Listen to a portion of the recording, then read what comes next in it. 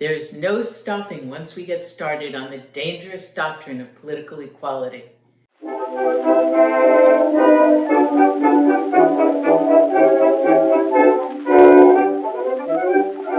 Hi, I'm Laura Kumin, author of All Stirred Up, Suffrage Cookbooks, Food, and the Battle for Women's Right to Vote.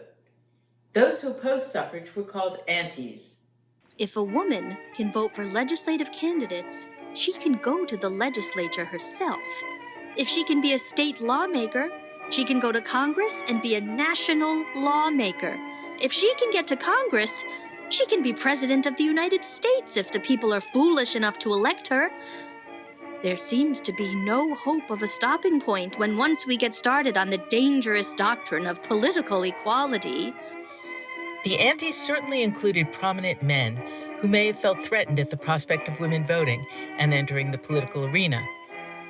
But the aunties also included women, many of whom were quite accomplished. One such auntie was Josephine Jewel Dodge, often known as Mrs. Arthur Dodge. She first became known not for her anti-suffrage activities, but for her groundbreaking work around childcare. She founded a nursery for the children of working mothers on the Lower East Side of New York, founded both the Association of Day Nurseries of New York City and the National Federation of Day Nurseries. Mrs. Dodge thought men and women were fundamentally different and had different roles to play in society and the family.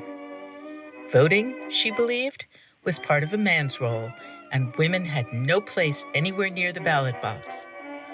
She was one of the founders of the National Association opposed to women's suffrage and served as its president.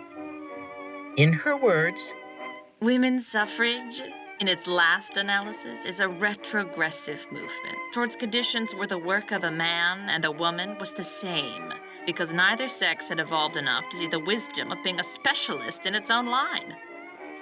A California auntie, Dora Oliphant Coe, looked at states where women had already won the vote, and she was appalled. In the states where women do vote, the women have, in the aggregate, become coarsened, have sold their votes, and corrupted the body politic. Politics affects the character of women more than women change the character of politics. When aunties spoke, they used rhetoric and passion, just like the suffragists they opposed. Mrs. James W. Wadsworth wasn't a preacher, but she could have been.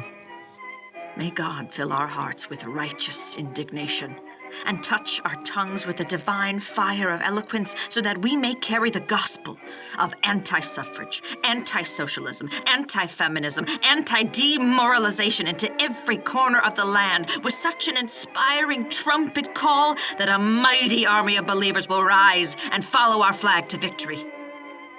In All Stirred Up, you'll not only find out about the women who won the right to vote, but about those who fought them at every turn.